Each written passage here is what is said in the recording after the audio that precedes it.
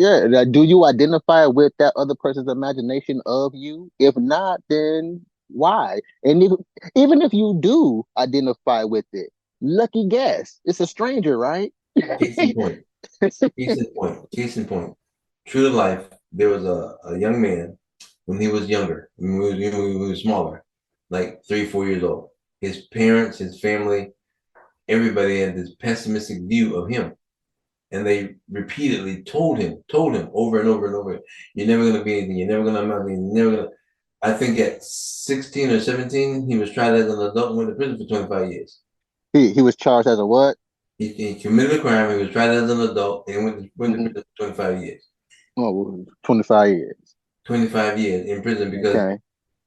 it was ingrained in him that he would never. Now, on the flip side, another individual. Oh, I'm sorry. I'm sorry. No, I'm no, you get. laughing because I just no. I just thought about what I did. Like I got headphones in my ear, and when I say "excuse me," say what again? I lean closer to the phone to you.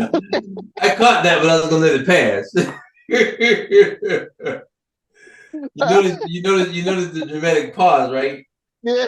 And then I was like, no, I won't slam you on that one. Ah, that's funny. But but the thing is, we as people, the nature of who we are as people, we embrace. If you're not spiritually, emotionally, psychologically strong enough, if somebody keeps saying something to you repeatedly, you eventually get to the point where you first start to doubt, then you start to question, then you ultimately Hmm. embrace the Hmm. things that people project upon you. Yep. Yep. Yep. But if But you're I think. Oh, go ahead. I'm sorry. I thought you was finished. Sorry. no, I was just gonna say if you're strong enough to know, to understand, to realize this is not me, this is not who I am. And that person is projecting upon me their image, the image of who they think that I am. Hmm. Hmm. But that does not make me that thing or that entity. It's like this guy said to me one day. We won't go into the whole conversation. But anyway, he had some crosswords, and Hmm. he ended with, "That's because you think you're better than I am." And You're right. I calmly respond. No, no, I calmly responded. No, the issue is not that I think that I'm better than you are. The problem comes in the fact that you think that I think that I'm better Hmm. than you are. Hmm. That's Hmm. how they try. That's how people try to project their feelings, their thoughts, their images onto you. And then the problem that most individuals have is we embrace it. Ooh, is yes. I wonder, is that like a physical? Is it is it physical form of devil's advocate? Like, cause I think a devil, when people be like devil's advocate, or devil's advocate speaking, I think that's their way of relinquishing accountability for their own thoughts. It's like That's where it starts. you thought of this before, but you're gonna use devil's advocate as to mask the fact that There you you thought go. of it before versus it's not, it's just a thought. You have to think of the evil things or what we perceive as evil as well as thinking us everything else around it. So is Exactly. again, you know that you're not an evil person, and just because you perceive what you thought about as an evil thing, does that thing make you evil? It's just something that you have. If you get the devil in your mind, for one, by using the word devil, then you already got something evil Exactly. going on. But for you to identify as that said evil thought, knowing that you're not an evil person, then what's the need for the phrase devil's advocate speaking? Just, hey, here's another thought or here's another perspective. And see, Uh, I'm one of those. Many people don't like conversing with me because I'm one of those who will. No, no, no, no, no. Let me pull the curtain back and see what's really back there. come on out of here, wizard. Wizard. A lot of people don't they don't. I won't call any names, but I had an individual tell me I don't like talking to you because it makes me think too much. Hey, you force forcing. I told you, people are intimidated by using their brain. They don't like to think They about don't. things, They don't. especially being forced to think about it, even though they know they thought about it before. They just don't want to let anybody else know that the thought ran across their mind before. I would never think about something. I would never think of something like that. You think of stuff all the time, you just won't say it. Exactly, exactly. And it's okay. Matter of fact, you probably could come to a conclusion, or rather, or something that I'm about to get into as a topic of discussion is, I mentioned imagination is, I think it's everything. It's your livelihood of everything. Imagination. I think that's what it is, Mm-hmm. at least virtually. But I think the dark side of imagination, or what can be considered a dark side, is disconnection. Okay, yeah. And that's what I think is happening, is that we disconnect on such an unconscious level, on such a frequently times throughout our day, that we don't even realize that we're disconnecting with said thing in order to justify in our own mind for it to be okay. Exactly. See, the thing is, I'll go back. Okay, the point you made a point a minute ago. It prompted me to think about something. The last time somebody questioned you about something, in 99.9% of the cases, when a person asks you a question, they don't really want your opinion. They don't really want your truthful answer. They are trying to, they want either confirmation or rebuttal of the opinion they've already formulated.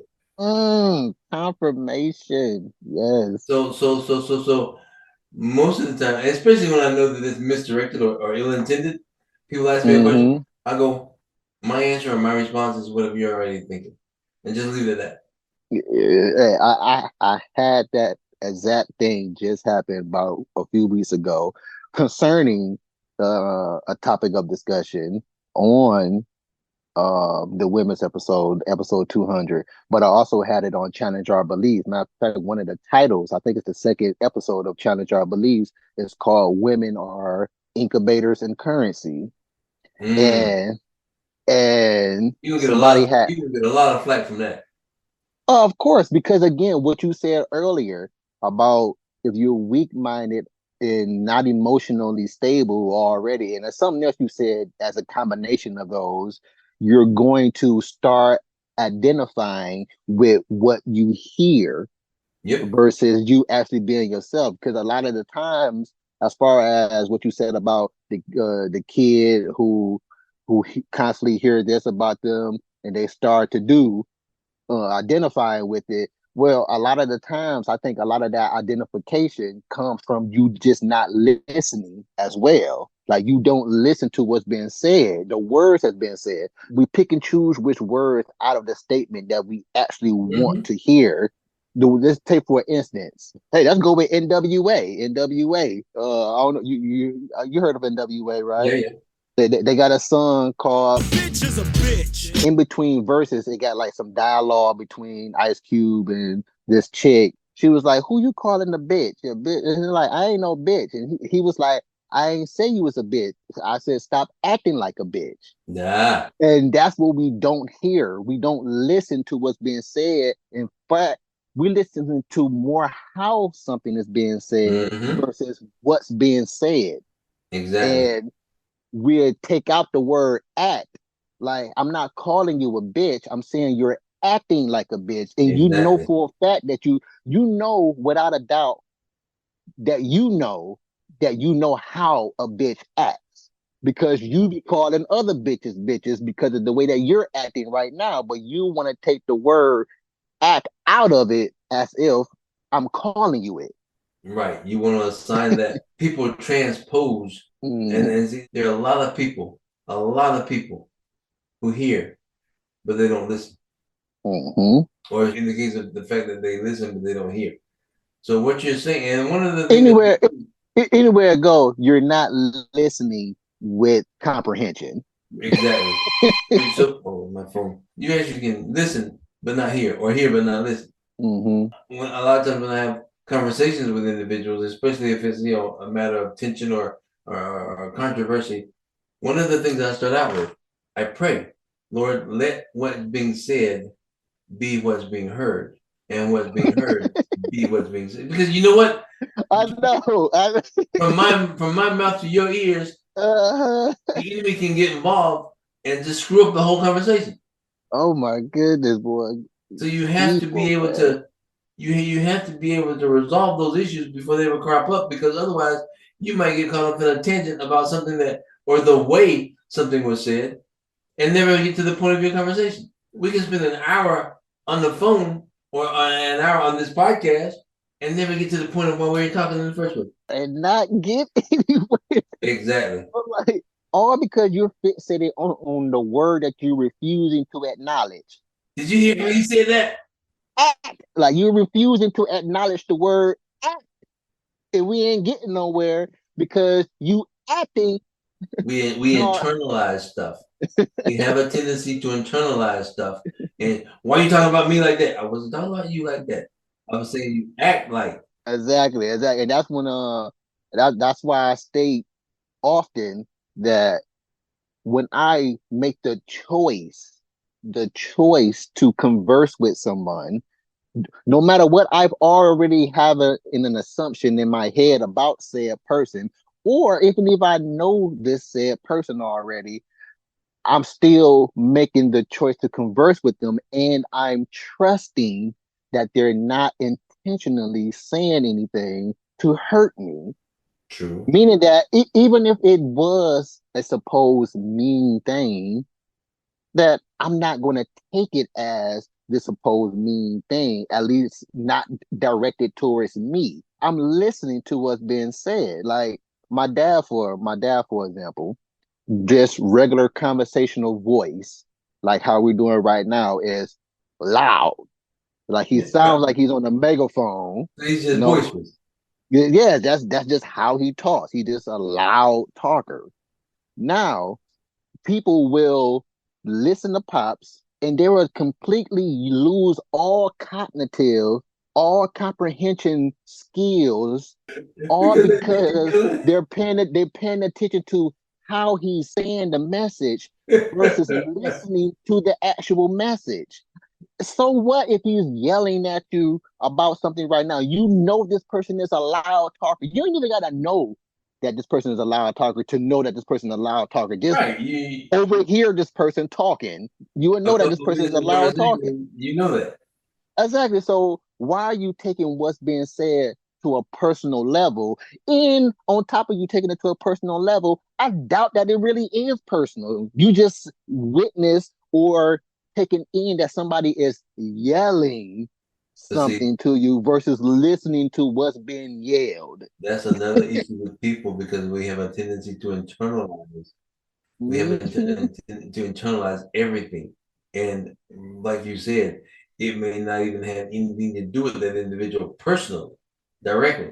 But because we hear, act, as you said, acting like, we remove that part and we go to I call it the meat of the matter, what we think is the meat of the matter. Oh, and you're saying I'm this. No, no, no, no. I know what I said. You're saying that I'm saying that you're this or that. But see, Mhm. that's because of your own issues, insecurity, whatever you want to call it. But it's something that you're internalizing and you're projecting onto yourself and accusing me of it. I'm a stranger. How did I know that you had this issue? If you don't have emotion control, you don't need to be conversing. You don't need to be making the choice No, to you don't need to converse leave your with house. anybody. You You don't don't need to need to leave leave your the house. house. Yeah, you don't. You don't need to leave your house. You don't need to leave your house. But for seconding that or piggybacking off that, yeah, you don't need to be making the choice to continue conversing with anybody who made the choice to converse with your supposedly negative self No, I mean, or positive self. it's something that, as far as I'm concerned, it would call into question your intelligence level, your level of intellect. Um, Uh-huh. but a lot of times I'll straight tell people I refuse to have this conversation with you, because generally my conversing with anybody requires a minimum intelligence. There's a minimum intelligence requirement. You just called me stupid? No, you called you stupid. I just agree with you. I was like, this is how you're taking it. You're taking it to Exactly. be Because stupid because because versus because why? Because we internalize